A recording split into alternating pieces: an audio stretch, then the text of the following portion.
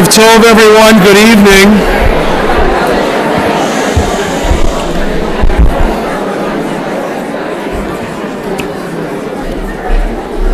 Erev Tov and good evening.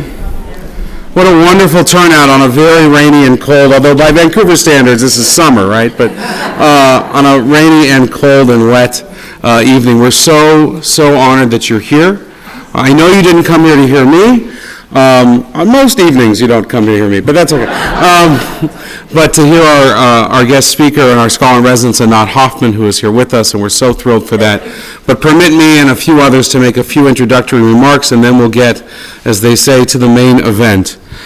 First, I want to acknowledge some of our partners this evening. We're here tonight in large part to celebrate our award-winning and tremendous sisterhood of Temple Sholom, Women of Reform Judaism.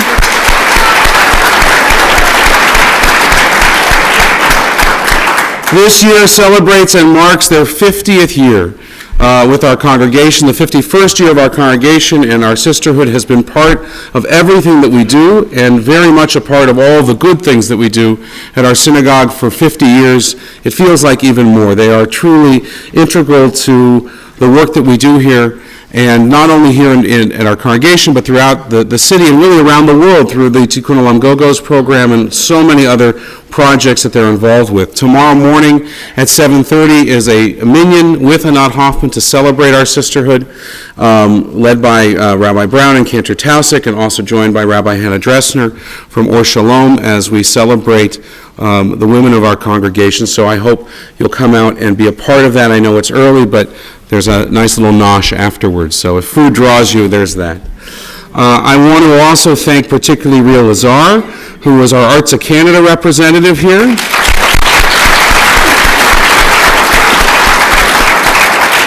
I'm going to invite Ria up in a moment to talk just briefly about Arts of Canada, but the other way that we were able to bring Anat in is through our partnership and our membership with Arts of Canada, which is part of the Reform Movement. You have a card on your seat there that I'll reference again later on tonight. But what I want you to, that's not the card, this is the card. What I'd like you to consider is to join ARTSA Canada.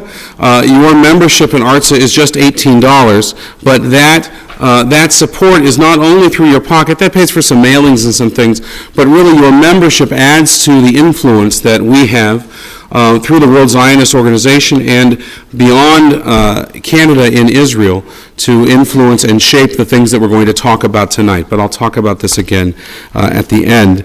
A thank you to Alexis Rothschild and Risa Devlin, who helped chair this program. Risa, our sisterhood president, and Alexis, who has been dreaming about this for 7 years to bring Anat to Vancouver. We are honored to have Isser Dubinsky and Joan Garrison, the immediate past president and the president of New Israel Fund of Canada, that are here. Joan and Isser, just wave wherever you are. They're in the back over there.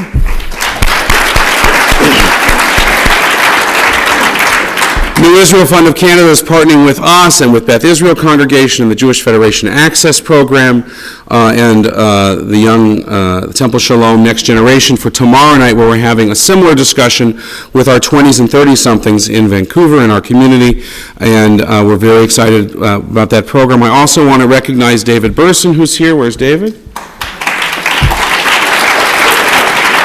David, as you know, wears many kippot in our community. Tonight he's here representing Amenu, which is also a partner in all of our activities, particularly tomorrow night, our Young Professionals program. Amenu is a progressive organization out of the Labor Zionist movement in Israel, and we are thrilled to partner with David. I want to mention two other people. First, Rochelle Garfinkel, who's just about to walk out the door. Rochelle. Rochelle and our incredible staff in the office have been working diligently. There are 6 or so events connected with Anat being here, each of them with an RSVP, almost all of them with food, except for this one, but that's just a note. And Rochelle, thank you, and to the staff in the office for putting this together. And lastly, I want to mention our immediate past president of Temple Sholom, David Schwartz. David, who if he stands up, you'll all be able to see because he's... We began dreaming about having a knot in the congregation, not only with Alexis 7 years ago, but soon after I arrived as senior rabbi 2 years ago. And it was really under David's leadership as president that we were able to secure a grant to help fund this visit, as well as the political and social will to do it. And I want to thank you, David, for partnering with me in doing that. Thank you. So, let me please now, at this time, invite Ria Lazar to come up to briefly share some words about ARTSA Canada.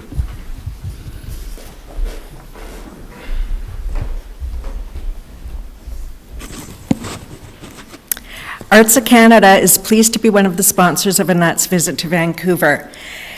ARTSA is the Association of Reformed Zionists of North America, the Canadian Reformed Zionist Association. It's a volunteer-led congregation that is a member of the World Zionist Organization and gives voice to Canadian Reformed Zionists. It is a vital part of our movement because no matter what our political views are, Israel is a central part of our identity. The mandate of ARTSA Canada is twofold. First, to help foster a better understanding of modern Israel and to foster connection between our congregations to Israel.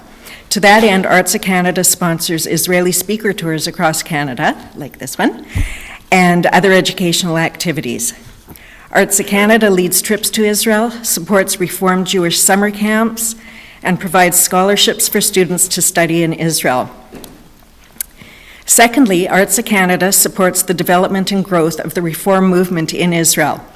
Great strides are being made in Israel right now regarding religious pluralism.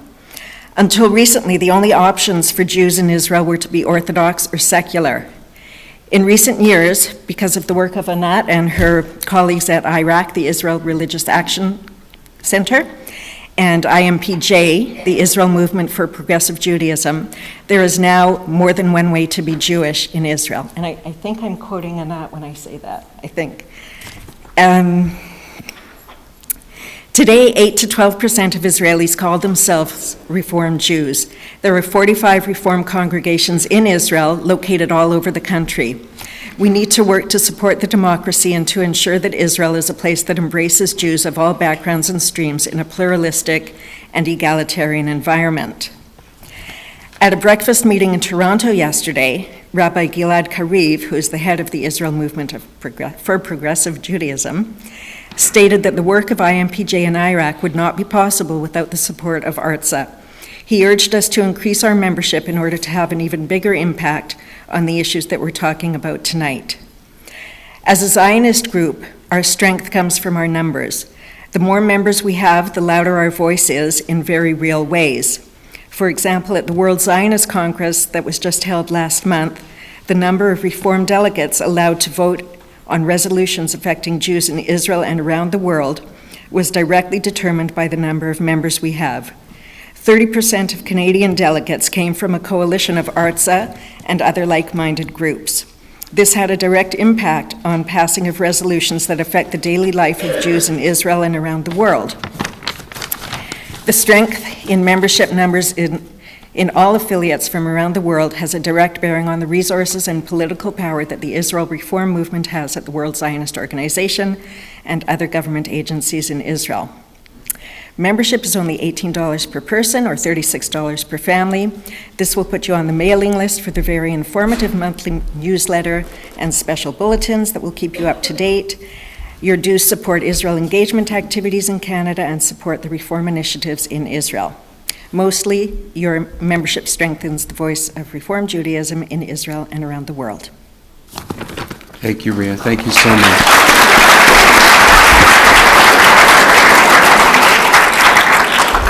So before we introduce Anat, now I want to speak about the card that's in your lap. I had a teacher in rabbinical school who taught, and with regard to tzedakah, he said, don't ask first, ask after. After they've had the experience, then ask them to write a check for how they feel about the experience. And so this is not a fundraiser tonight. There was no cost to come, although there was certainly a cost to us to bring Anat in all the way from Israel. But we would ask that if you are moved tonight by what you hear, to support ARTSA, to support the work that Ria is doing, to support the work that Anat does through Women of the Wall and the Israel Religious Action Center, and to make a donation through this card, to either join ARTSA or a donation on top of that, so that we can continue to do this kind of work, and that you can live your passion that will be riled up tonight in one of the many ways that our movement and our tradition gives us, which is through tzedakah. So I'll ask you to write a check for how you feel after this evening. And Rochelle will collect them. And Carol will cash them. So let me please now, again, just briefly, to invite Risa Devlin to come forward to introduce Anat Hoffman and tell you just a few words about our sisterhood.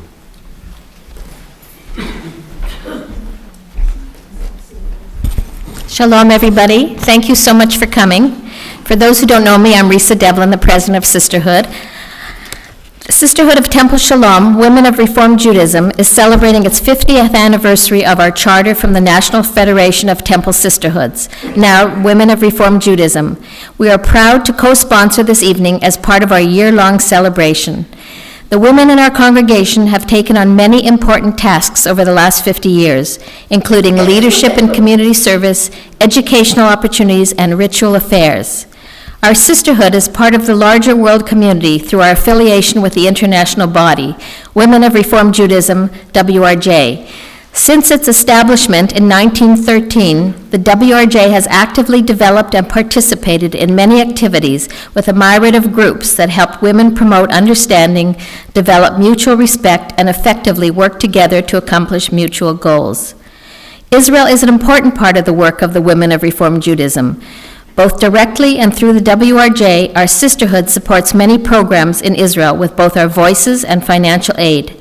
A few of these organizations are Kibbutz Lotan for the expansion of student housing, the Israel Movement for Progressive Judaism, Mother-Daughter Bat Mitzvah program, which emphasizes gender equality within Judaism, the Israeli Religious Action Center, IRAC, which supports advocacy efforts on behalf of religious pluralism, women, and vulnerable populations in Israel, and of course, Women of the Wall, advocating for equal rights for women to one of Judaism's sacred sites.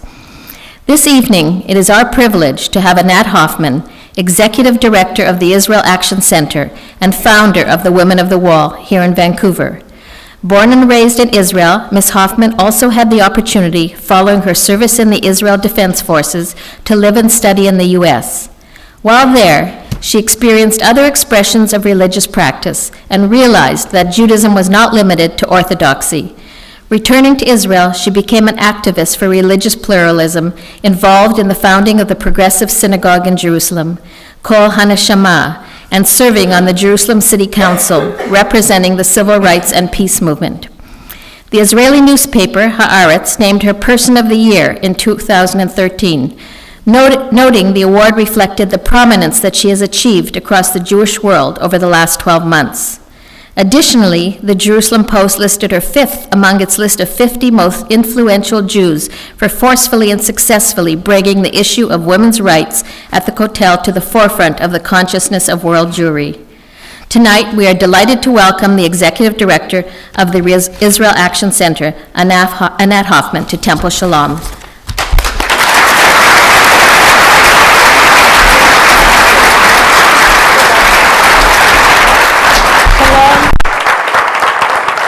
Shalom, first we'll do a sound check. Can you all hear me? We'll turn that one up. Turn this one up. Okay. So Shalom, thank you for coming in this rain to meet with me tonight. I know we pray for it, but when it starts, it was drizzling all day. So really, thank you for coming. I very much appreciate it. My first time in Vancouver. I'd like to make some outrageous, now I can you hear it now better? I'm going to make some outrageous statements, and when it really gets to you, we're going to start having questions, and I would love to respond and have a dialogue with you. And I'm going to have a dialogue with you because I've heard me before, and I'd really like to hear what you have to say. So I'll start with saying that the whole Zionist endeavor, in my opinion, was worth it just for the resurrection of the Hebrew language. Hebrew is phenomenal. I know that some of you had to study Hebrew for your bar mitzvah, and it was rammed down your throat, and you don't have good memories of that. That's a shame, because Hebrew is wiser than the people who speak it. Hebrew is delightful and wise, and when the Jews had to run away from one place to another, they stashed all their goodies in the language. And people from all over the world come to Israel to learn from us how to resurrect. It was dead as a doorknob, and it is very much alive. People curse in Hebrew, people love in Hebrew, people make everything in Hebrew. I want to share with you some new Hebrew words that you might not know. We, unlike you, have on the news. It's usually on a Tuesday. Kol Israel in Israel announces new words that were just invented by the Academy of Hebrew Words and Letters. So a new word that's just been invented. Are there any Israelis here? Okay, is a word for cupcake. Until now, we would go to a store and say, "Tell לי 10 cupcake'im." Cupcake'im. Now there's a new word. The new word for cupcake is, would you guess what it might be? Something around uga, right? Ugonit. Say it. Ugonit. Give me 10 ugoniyot. Ugonit. Isn't that lovely? Beautiful new word. There's another word that came out last Tuesday, which I don't think is going to stay because it's hard to say. The word is for junk food. Okay, they took the word psolet, garbage, and lizlol, to eat like a pig, and it's zlolet. Zlolet, like in the sentence, הלכנו למקדונלד, אכלנו הרבה זלולת. We went to the, okay, zlolet, but it's hard to say, zlolet. Here's another one, very elegant for jet lag. Jet lag is on the mishkal, like sha'elet is a sickness, a sickness. Ya'efet is, the word is from ayef is tired. Ya'af is to fly. Ya'efet is that disease you get from flying. Ya'efet. Say, ya'efet? Ya'efet. But these are just new words that came out now. But I'm thinking of the word geshem. Geshem is rain. Geshem. When you want to say to someone, may all your hopes be fulfilled, you say, may all your tikvot yitgashmu. Yitgashmu is they will become rain, because in our language, the ultimate fulfillment is when a cloud becomes rain. That is the ultimate fulfillment of anything. So basically we're saying in Hebrew, may you become rain to someone who wants. This is lovely, guys, and it goes on. I'm a familiar face in the Academy of Words and Letters. 4 years ago, I wrote them that there is a missing word. We need a word for integrity. I got back a letter, I kid you not. Use it in a sentence, please. Okay, here comes the word for integrity. It is around 4 years old. Yoshra. Yoshra, it comes from straight. Yashar, Yoshra. I saw that it works. I wrote them another letter. I want a word for accountability. And I used it in a sentence. This is a hard word. It's about a year old. You spit when you say it. There's just no other way to say it. Very hard and guttural. And no wonder people are not saying it very often. Achrayutiyut.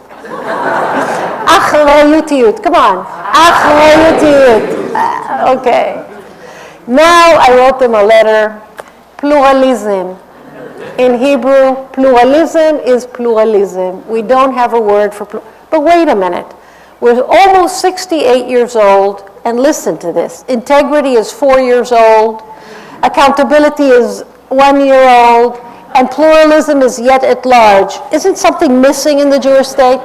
Aren't there some?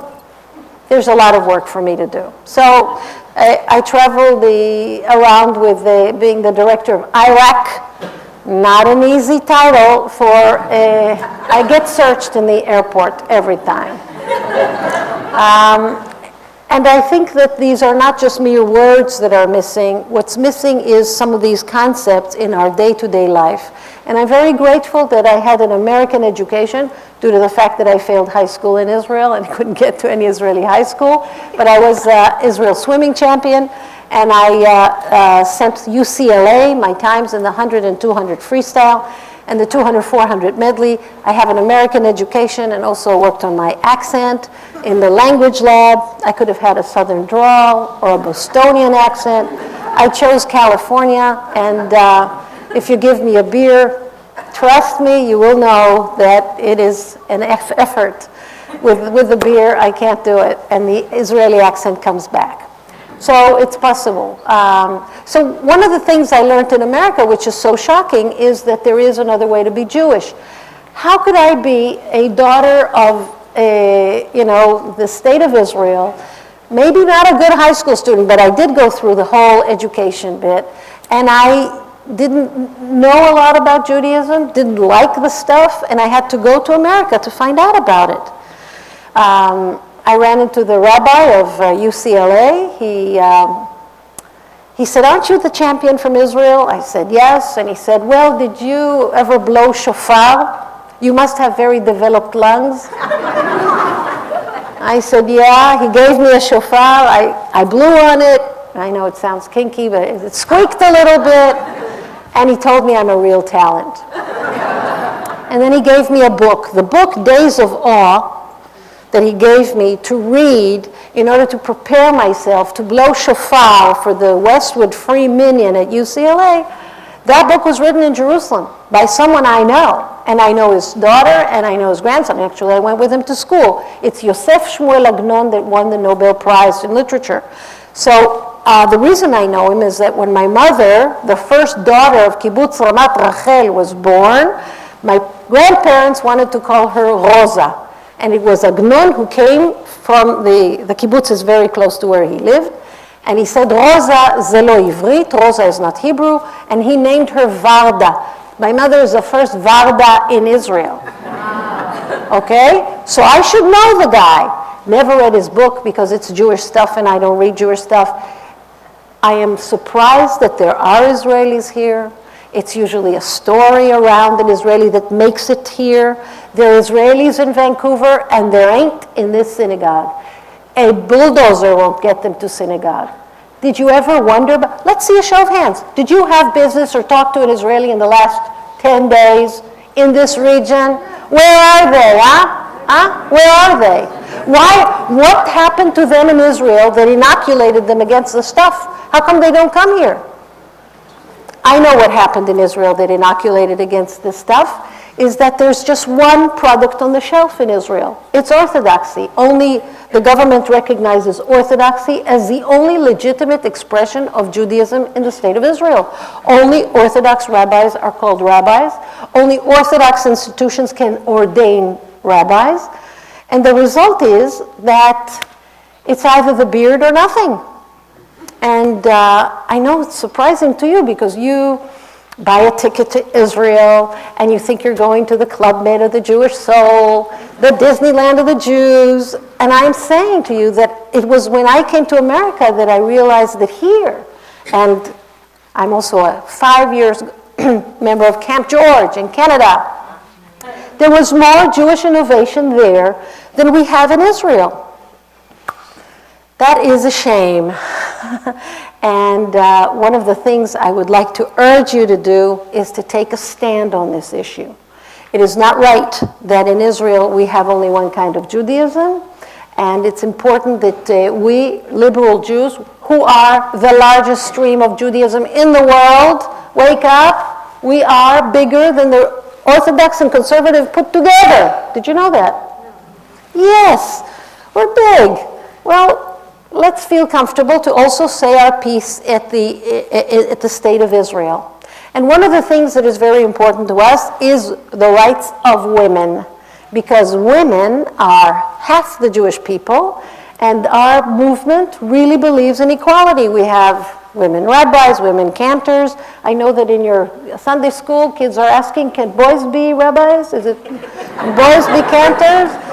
Okay, so The name of my talk today was From the Back of the Bus to the Top of the Agenda, and I wanted to tell you about the struggle of the Israel Religious Action Center, which is the legal and political arm of the Reform movement, to represent Orthodox women in their way from moving from the back of the bus to the top of the agenda.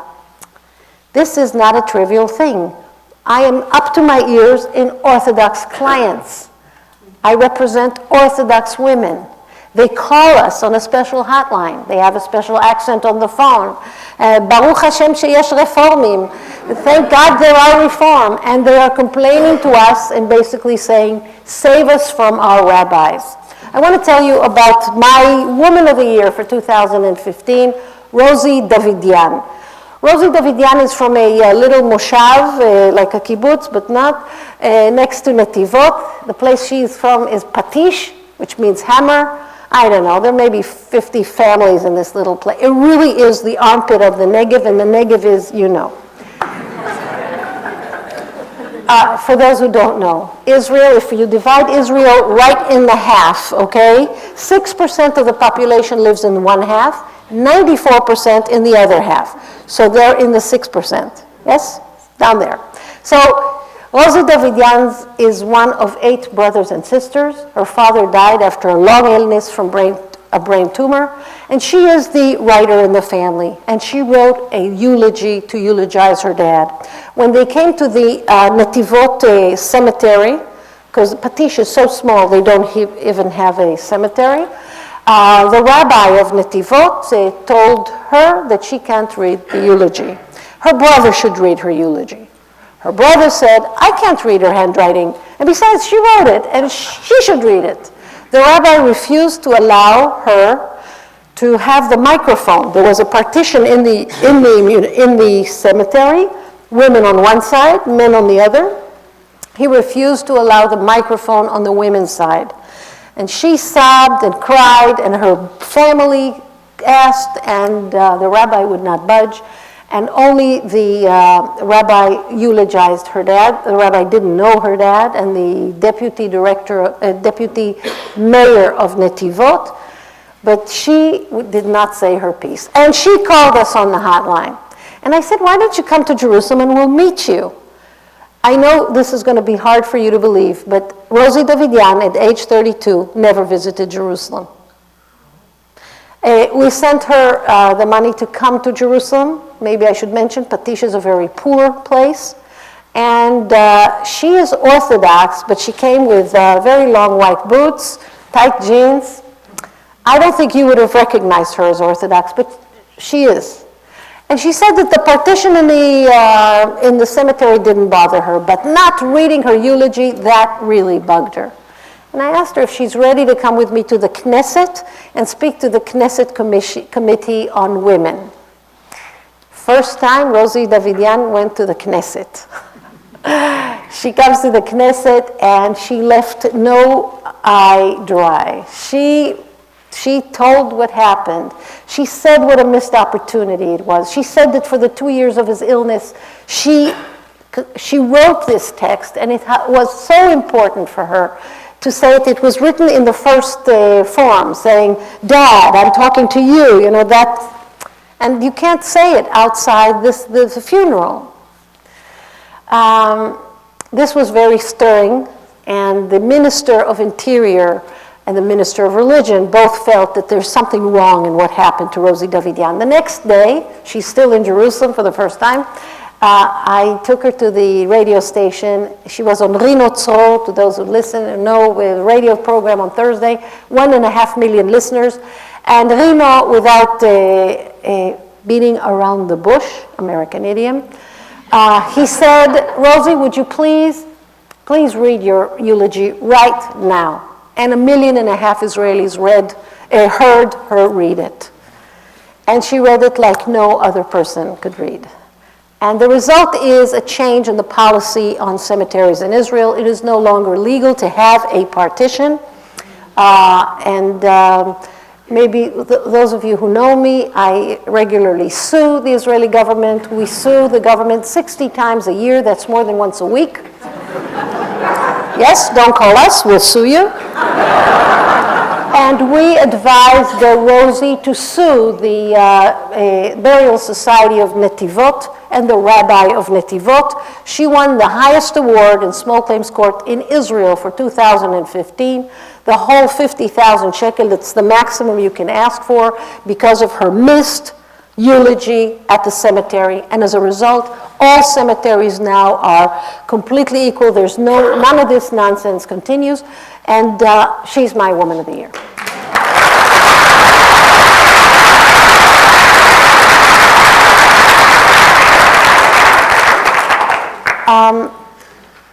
When the first segregated buses started 10 years ago, I was asleep at the wheel, so to speak.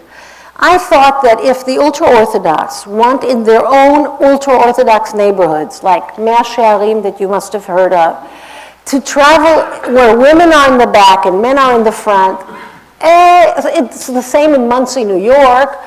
We are tolerant people. We believe in multiculturalism. I felt that that's all right.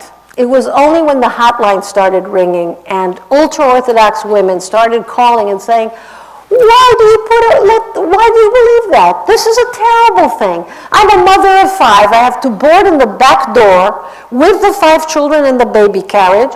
My husband, like a king, he's in the front door of the bus.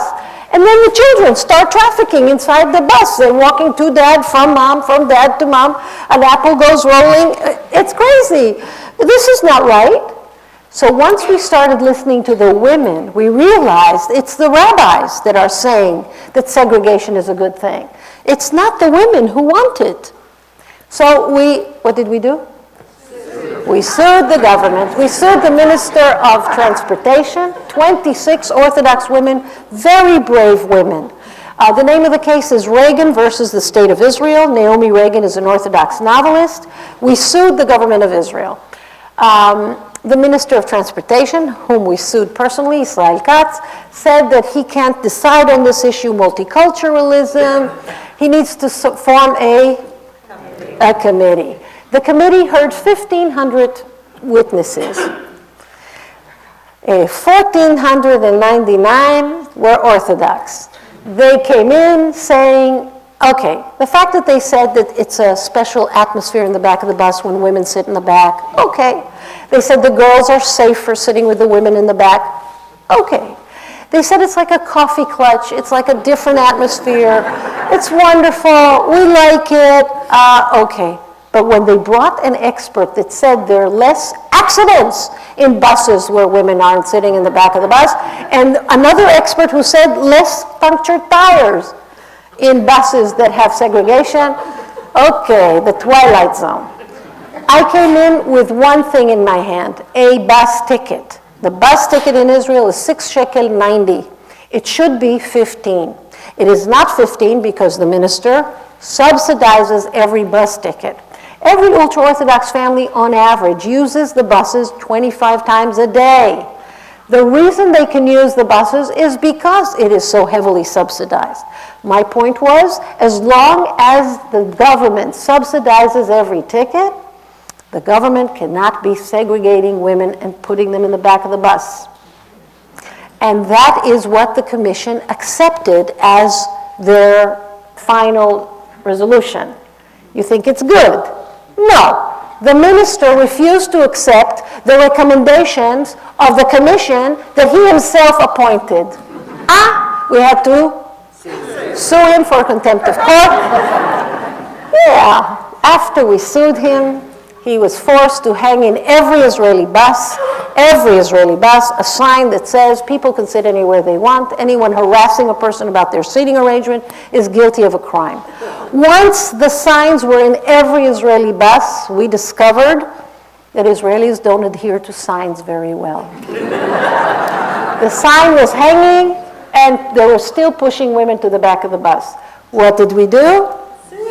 We sued 13 bus drivers by women who turned to the bus driver and said, I want to sit in the front and I'm being harassed.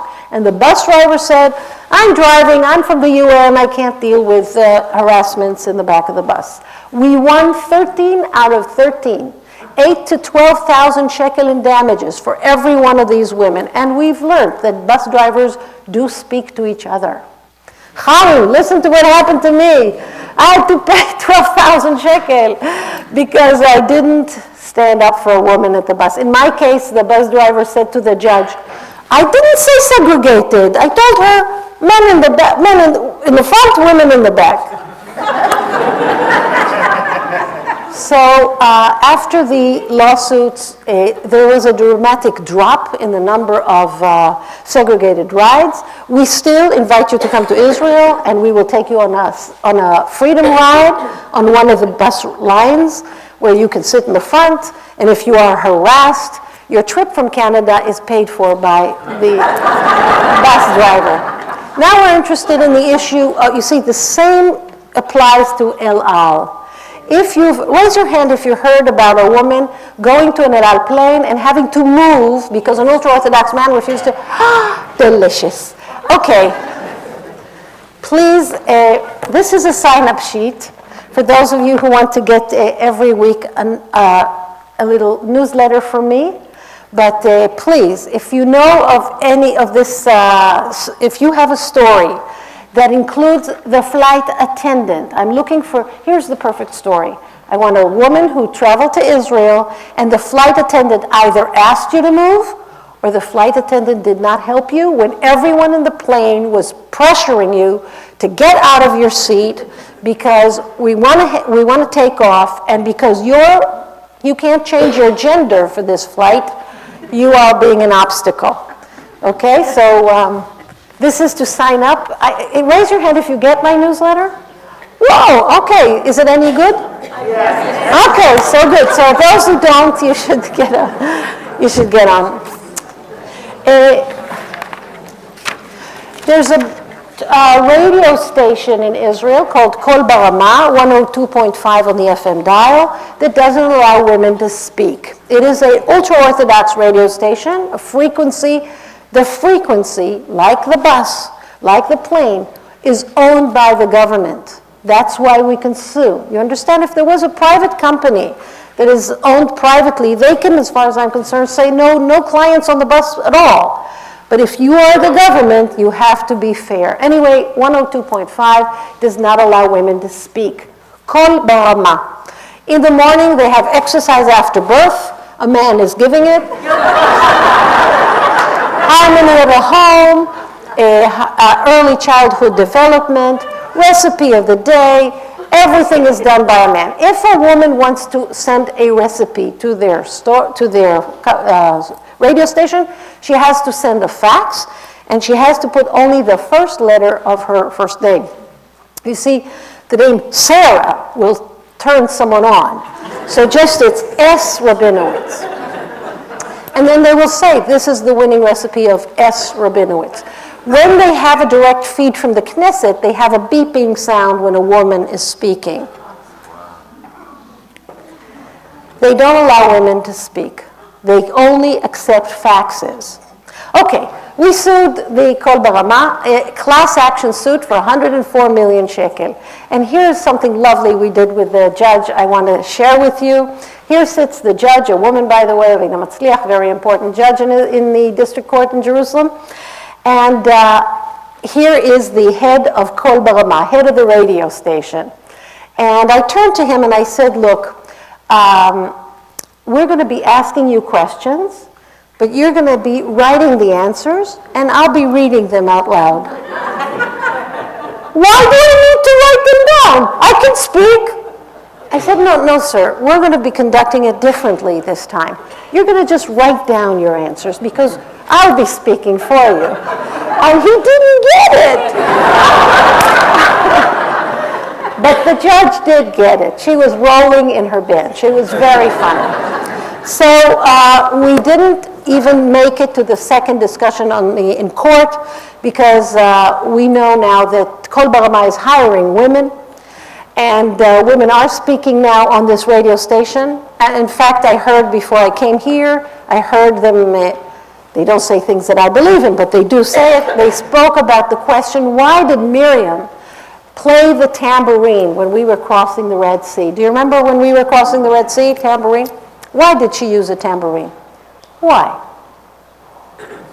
Why does a woman in Kol Barama explain this? She's explaining this in the morning program. She was a tzedeket, she was a righteous woman, and she knew that the women were singing, and the men should not hear the women singing. So to drown their voices, there she was playing the tambourine. You understand? That's why. So I'm not saying it's my kind of station, but she was speaking on the radio. So what slowly started happening in these 10 years is that the Attorney General of Israel started being tired of all our lawsuits and wrote the quintessential binding document that says that no government agency in any way can discriminate against women in the public sphere for religious reasons. And once this passed, it's now, what can I say, boring. We don't have enough material to publish a report this year. Every year we used to publish a report called Excluded for God's Sake, but there's just not enough material for a report. So one could actually say that this phenomena that was really growing up dramatically is on its way out.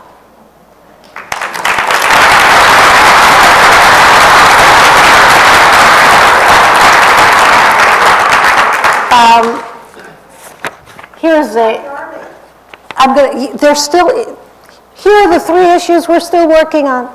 Because I need someone with a booming voice of God. It could be a woman or a man. You're a woman, wonderful. Okay, so I would like you to read this. No, he's right, that's Mitzvah. Booming voice, you need a microphone. This is the sign as it's hanging in Beit Shemesh. Read slow. Request and demand. Women waiting for their husbands are asked to wait only in hidden places, like behind the white pickup truck, etc. Don't stand near the synagogue's entrance. Don't be a distraction or a stumbling block to men praying or studying in the study hall. God forbid. You can keep it. You can keep it. Thank you, God.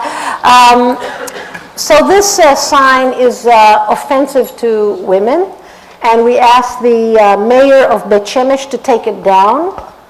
There is a white pickup truck without wheels. It's standing right next to the synagogue. And he refused, and we sued him. 4 women from Beit Shemesh sued him. They each got 15,000 shekel from the mayor. And he still refuses to take down the sign. And now we have 92 women on the list to sue the mayor of Beit Shemesh. So it's either the city of Beit Shemesh goes bankrupt or the sign goes off. But this sign is on its way out. And so are the quaint signs you remember from Meir Shearim. Remember the signs? You're entering our neighborhood, please dress modestly. These are on their way out. So the signs are, because they're contrary to the Attorney General's keeping the public sphere clean from segregation. The issue at the army, we still have issues with the army, that religious soldiers refuse to stay in an event if women are singing Hatikva. The army is very strong on this issue. 5 candidates for officers course were kicked off the course because they refused to stay in the hall when women were singing Hatikva. You can't be more forceful than that. The chief of staff himself asked for them to be taken out of the course, because in this man's army, women and men wearing uniform will be singing Hatikva, and you will not leave if a woman is singing Hatikva. That's important. I want to give you a little inkling of why this is done. I was suing a Petach Tikva department of Torah learning. They had a seminar about how to fill forms on Torah learning, and the men were asked to sit in the front and the women were sitting in the back. And some pnina, a clerk in the Petach Tikva municipality, I wrote a very forceful letter to the mayor that she was, I got someone called me, that she is enforcing this, pushing women to sit in the back, men sit in the front. And she called me. And she said, you wrote such an awful letter about me and this lawsuit. I believe in you. I support you. I like you. I said, so why did you do that? And she said, let me tell you how it happened. It was morning. I was setting up the chairs for the seminar. And as I was doing it, Shmuel from accounting came from downstairs with a beard. And he said, I can't participate, Penina, if I have to sit mingled with women. I can't do it. Would it be hard for you if you let men sit in the front? Be a tolerant person. Be considerate of my needs. Otherwise, I can't participate. And she said, so I couldn't have Shmuel not participate. And that's why I enforced the law. And it's it's sad. I had to tell her, being tolerant doesn't mean that you tolerate the intolerable. You should have said to Shmuel, if you can't sit with women, you cannot attend this seminar. That's what you had to say. So just a few more words about Women of the Wall, and then I really want to hear from you. The Women of the Wall are now gearing up to our next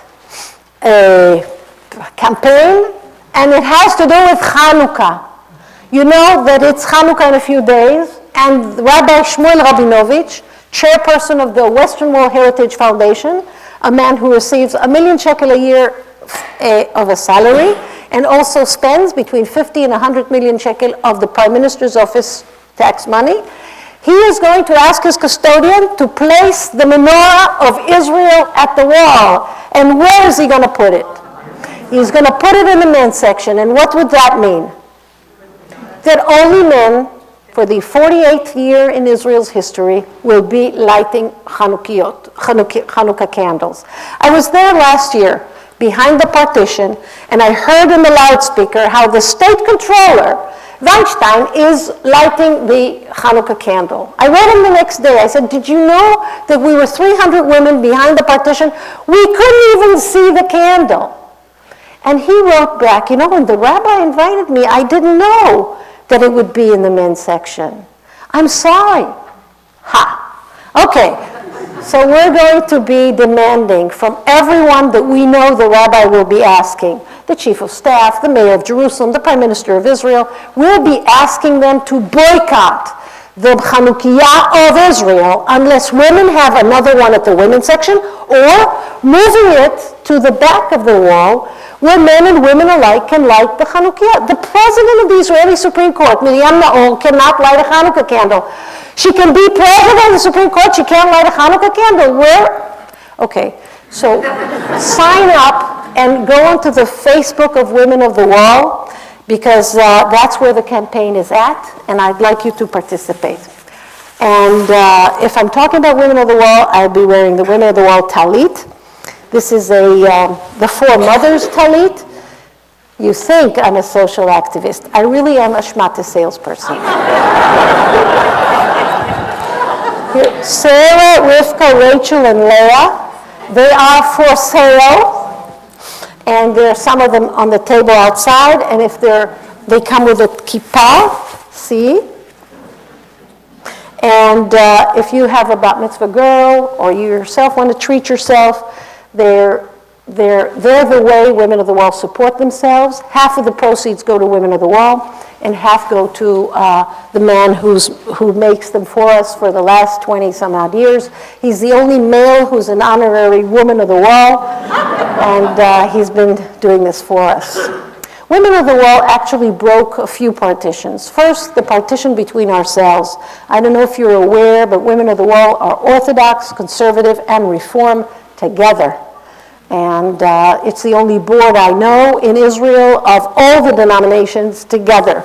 We wrote a siddur. This is a siddur for Rosh Chodesh, the only one I think in the world, written by all three denominations. We fought on every word for 6 years, but this is a document that we all read together. And we broke the partition between us and diaspora Jews. so clear that you guys care about women of the wall, and to the point that Netanyahu actually got a report by Yaakov Amidror, his special emissary, called Women of the Wall as a strategic threat to Israeli interests in North America. Yes. So this happened because you were asking Netanyahu about the women of the wall till he had enough. Ask me about Iran. Ask me about the conflict. What about the women of the wall? Don't ask. Very important that you keep asking. So we broke the partition between us and our sisters and brothers abroad. And the last partition we just broke is between us and men, to the point that there are 100 men that come every new month to join the women of the wall. They stand right behind us in the women's section. And that bothered the rabbi so much that he built a moat between the women's section and the back so the men could not be so close to us. We won a very important case a year and a half ago that allows us to wear talitot at the wall, sing out loud at the wall, put on phylacteries at the wall, and read Torah. We're allowed to read Torah, but the rabbi does not allow us to have the object from which to read the Torah. We're not allowed to bring the Torah in, and he refuses to give us one of the 100 Torah scrolls for public use. This is outrageous. That means we cannot have a bat mitzvah there. That should be very troubling to all of us. We found ways to sneak the Torah in. I don't want to play sneaking games. I own the Torah. It's mine as well as everybody else's. So that's the final thing we need to fight for, is to have a Torah at the Western Wall for women. And I think we can see already that we may win that. Okay, enough for me. Now let's hear some comments and questions. Rabbi, thank you so much. You know people here. Thank you, Anat.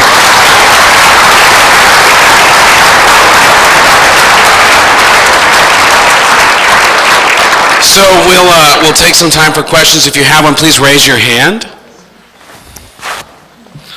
Ria.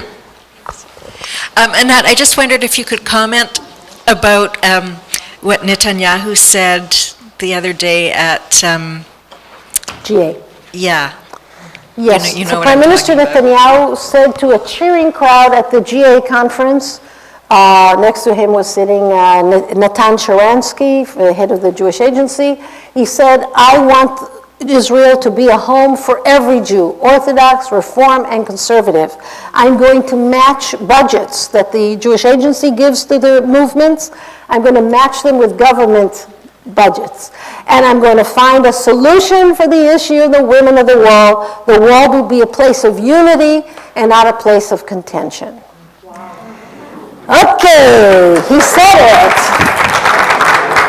The thing about my Prime Minister is that very few people believe him in the world anymore when he says something, because he said he believes in a two-state solution, and he said he believes in peace and an initiative, and he's not doing. You know, the doing part is sometimes lacking. And there was an immediate response in the government of Israel. His coalition members, the ultra-Orthodox, immediately said, he should come home and say that in our government. He forgot. He spoke in English. He forgot what's what. We're going to hold him up to his word. But clearly, the fact that he had to say it at the GA means that he realizes that this is something he must say. And that means that your pressure works. You see, the reason I'm so interested in you signing up, God, you need to sign. Sign up? So sign up to go into the news, because I'm going to put you to work every few weeks, and you're going to sign petitions and sign letters. And when I walk into a minister's office and he says, do you know how many emails I got on this? And I say, yeah, you got 18,000 emails. That's very important. And I wish I didn't have just 30,000 readers. I wish I had 300,000 readers. I wish I had all of you as readers that I could actually put to work. Israel is way too important to be left to Israelis.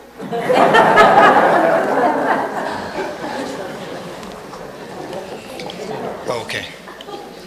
It sounds like you're saying the key problem comes from the strength of the Orthodox, okay? And I just wonder, given that so many Israelis are secular, how does the Orthodox retain such strength? The question was, you think you are saying that the problem is the power of the Orthodox. It's like saying that gun control laws in America are a function of the power of the NRA. They are a small, focused, well-financed lobby of a minority. The problem is not them. The fact that an ultra-Orthodox rabbi wants to be God, I can understand. Most rabbis want that. No, I can understand that. The problem is the weakness of the Israeli secular politicians who are willing to take the keys to the holiest site of the Jewish people and just hand it to them. To take the keys to Judaism and just hand it to him. That's the problem, the weakness of the secular Israeli. That in the end, when he thinks religion, he's thinking about that thing that he doesn't really consume. Look at the ignorance of Israelis about Judaism. I can't be surprised anymore. If you ask an Israeli educated person, what does Shavuot mean to you? And you get an answer of a kindergarten kid. Oh, Shavuot, I eat cheese. Ah, that's Shavuot for you? It's the Torah giving. What is your Torah? It doesn't have to be the one in the ark. But what is your Torah? Who gave you Torah? What is the Torah you live by? That has to do something with Shavuot? I thought it was just to eat cheese. Why did the Israeli education of Judaism end in kindergarten? Because the parents of the secular Israeli will shoot on sight any beard that comes into the school, right? They won't allow the ultra-Orthodox to teach Judaism because they won't just teach Judaism. They'll also say, your mother is a lawyer. What kind of a profession is that for a woman? You know, other things, right? You observe Shabbat? You don't observe? You ride on Shabbat? So the parents will not allow an Orthodox person to go into the school and teach Judaism. The Ministry of Education does not recognize a Reform rabbi as a rabbi, so he can't go in and teach Judaism, and the result, ignorance. We have goyim who speak Hebrew in Israel. To the contrary, we are allowing almost a quarter of our student body to be unemployable adults. You know who I'm talking about? The ultra-Orthodox boys in yeshivot study just Torah and Talmud. They don't study English, science, life skills, civics, nothing. I am regularly in touch with a group of ultra-Orthodox boys who left ultra-Orthodoxy.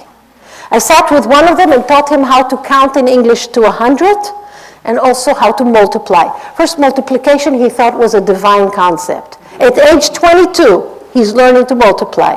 By the way, to add, he writes like this, not like this, the additional sign. Because in yeshiva, you're not allowed to draw this. Like this, okay? The next day, he can multiply in English to 100. I say, when did this happen? He said, I'm ignorant, not stupid. And he's right. He's not stupid. He's very, very smart, but so ignorant. Unbelievable. At government expense, this boy is studying till any age, up to 80, till, in yeshiva, and not having to, without English, he doesn't know what the enter button looks like. He can't operate a computer. His phone is a kosher phone. So, how is that relating to the issue of women? Because the boys are obliged to study only Torah. The girls are not. So the girls, the ultra-Orthodox girls, do study English and science and life skills. And they are the breadwinners. So what happens in the ultra-Orthodox family? When a kid wants to know what a mortgage is or how to write a check, you turn to mom. Like in all our families, mom knows everything. Mom knows everything because mom is in the world.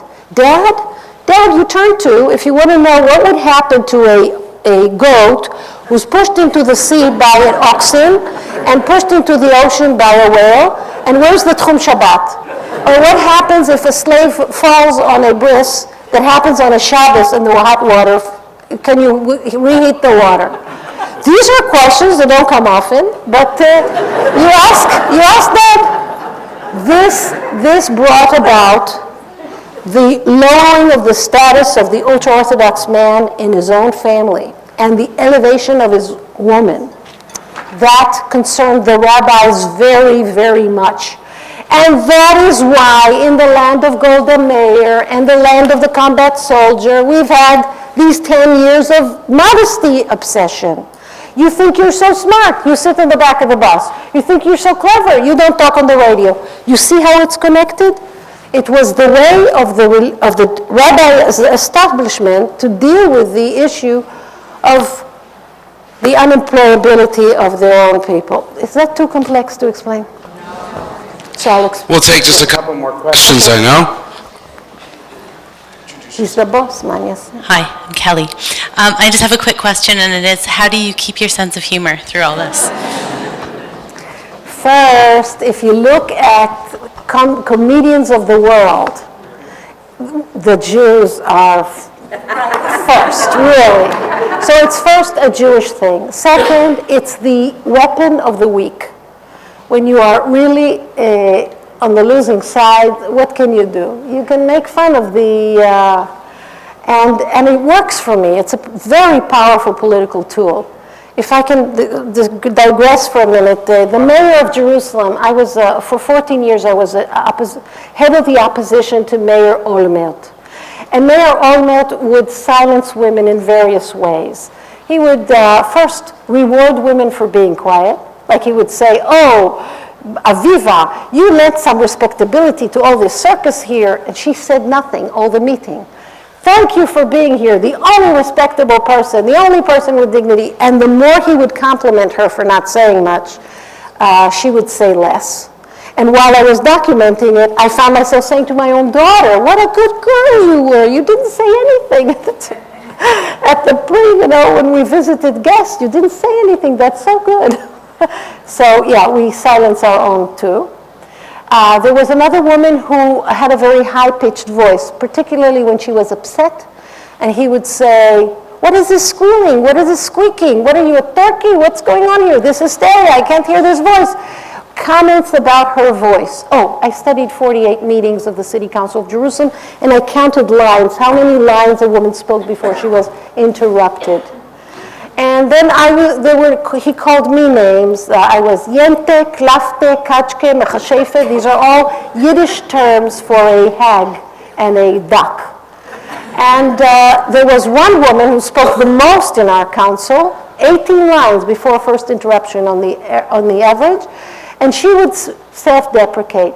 Oh, I'm a stupid girl. I don't remember anything. Can anyone explain to me what we're talking about? This was highly rewarded because the mayor would immediately say, oh, no, you're not stupid. I'll explain. And she wasn't interrupted. When I publicized this study, and I sent a copy to his wife and to everyone in his party, and everyone laughed at him, and he said, stop doing this, you're just helping her.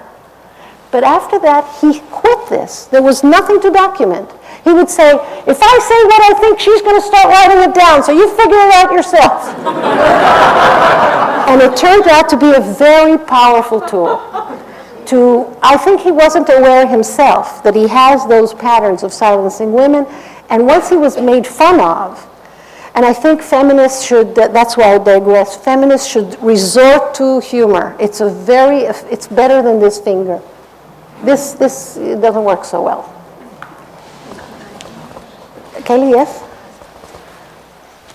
I want to start by saying that I'm very impressed, and everything you've said really makes a lot of sense, and I was very happy to hear you. But then I see outside you have this book that hurts me, because if it's associated, I started reading this and it says online racist incident against Arabs in Israel, and it looks like it's very one-sided because there are a lot of racist Arabs against Jews in Israel, and I was thinking, oh, I should donate, and I'm reading this and suddenly it's like very, very left-wing, the kind of left-wing that hurts Israel. So if you separate between what the Orthodox are doing to the women, which I think is bad, and there's a lot of, I'm Israeli, I've lived in Israel most of my life, and it bothers me. It bothers me, everything that has to do with I can tell a funny story. I lived in Canada for 8 years with my husband. We're Israeli and we're from a kibbutz, and when I was in Canada, I felt, I really want to light Nerot Shabbat. My grandmother used to do it, and I felt away from Judaism, so when I came to Israel to visit, I wanted to buy a mezuzah, and my mother-in-law freaked out.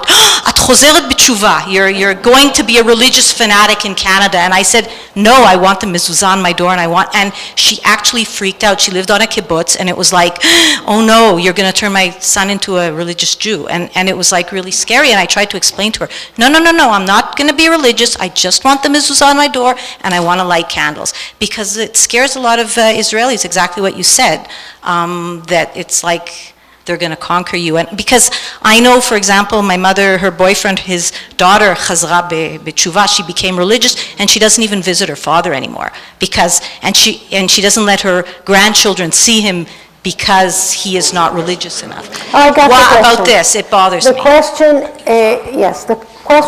the Religious Action Center that I work with, that I direct, is fighting for a Jewish liberal voice in Israel.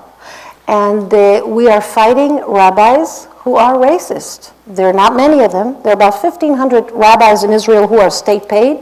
And I would say that 6 of them are racist. That is, they incite for violence against Arabs.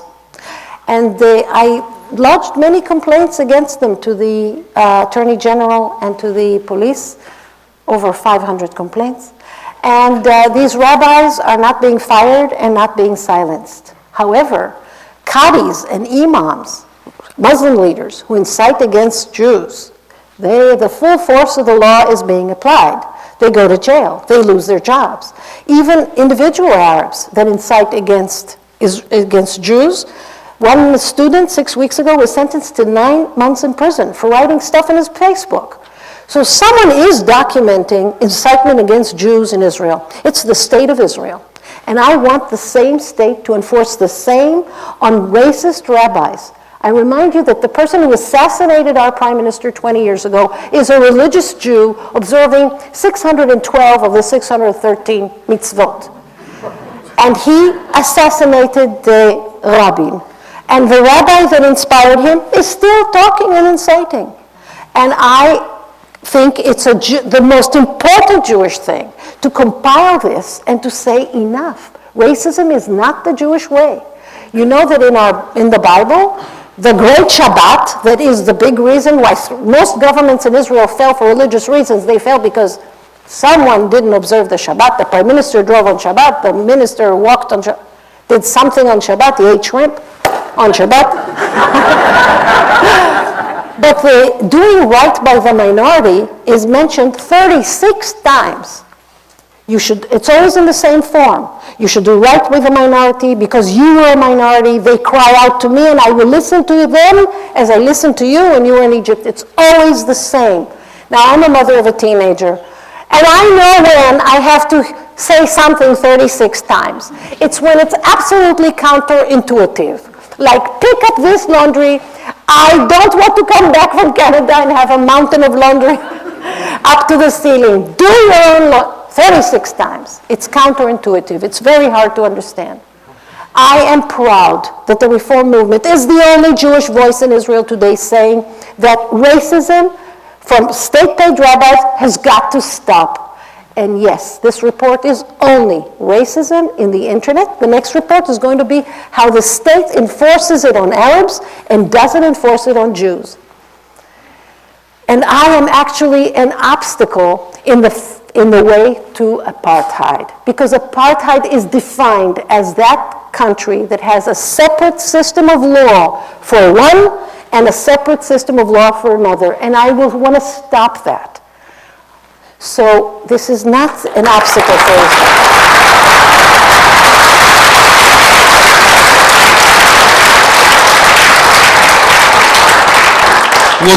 We'll do 2 more questions. I hope Anat has the koyach for it, and then we'll wrap up our evening. Hi, I heard what you said about the partitions. I want to ask you how you feel about the physical partition that is there and the fact that the plaza in front of the Kotel is actually a synagogue, an Orthodox synagogue without a roof. The Kotel is not a synagogue. It is the holy site for the Jewish people. It is a national site. It's an archaeological site. It's a religious site, and it should be open to all. And it should be up to the same Declaration of Independence without discrimination of gender or race or anything. I think we've gone off the deep end. When the Rabbi of the Wall asked the Pope to take off his crucifix, he said that this is offensive to the feelings of others. When we were arrested, I actually spent a few, nights in jail for wearing a tallis, for saying Shema Yisrael. It's very interesting. My cellmate was a Russian woman from Siberia, a Tatarian 25-year-old. She spoke no Hebrew, I spoke no Russian. She asked me, "What are you in for?" I say, "You see this talit? I pray in a place you're not allowed to. That's why I'm here." She says, "Are you Pussy Riot?"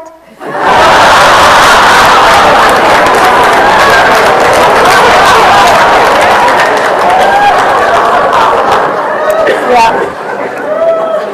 So the reason I have a criminal record is because I broke a few times a 13th regulation of the Law of Holy Places. The Law of Holy Places states, anyone performing a religious act contrary to local custom, which offends the feelings of others, is punishable by 1 year imprisonment. Anyone performing a religious act contrary to local custom. The reason we won after 25 years in court is that we were able to show that the state has never given the authority to anyone to define what is local custom. And being there every month, in the Intifada, in the snow, in the pregnancy, for all these years, we are now local custom.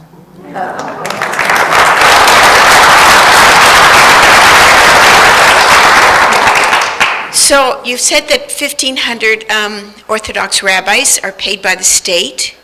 So do you have any influence or right to try and change marriage laws in Israel?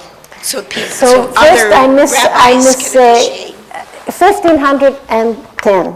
1,500 ultra-Orthodox rabbis with a beard and 10 Reform and conservative rabbis. We won a case, the Miri Gold case. Maybe she was here and you know her. Miri Gold is the first non-Orthodox rabbi to receive a state salary. That took 7 years in court. And now we're in court with other rabbis. We're hoping to get neighborhood rabbis recognized, etc. No, the changing in the marriage laws is going to be a very difficult thing. 17 times we have brought to the Knesset a new law of freedom of choice in marriage and divorce in Israel. Every time we had more members of Knesset supporting, but we have not yet reached our goal. More and more Israelis want to see changes. Between 85 and 95% of Israelis want to see civil marriage, civil divorce in Israel. If you haven't watched the movie Get, you should watch it. It would yank your heart out. It would teach you what's going on. It's very difficult. The Israelis are not yet, the rabbis are not ready yet to relinquish their control. But what do Israelis do? They escape. 15% increase in the number of Israelis who flee Israel to get married. It's a basic human right. They have to fly away. I wrote a book called 50 Ways to Wed Your Lover. It's out of print. Israelis are getting married everywhere. My own son got married in Larnaca. He and his Jewish wife, I'm next to the deputy mayor of Larnaca, under a big picture of the Archbishop of Cyprus and a big cross. They got married. The guy spoke a lot of Greek. Then he gave them a little keychain that says Mazal Tov on it. Then they went to a restaurant. The whole menu is in Hebrew. And they flew to Israel, and they're considered a married couple. This Goyen Larnaca can officiate in the marriage between two Israelis, and Dan here cannot officiate in the wedding in Jerusalem. He is not recognized as a rabbi in Israel. He can't do it. That is outrageous. This is chutzpah. We got to do something about it, and it's on the menu. If you sign up, you'll see we have work on that. Anat, thank you so much.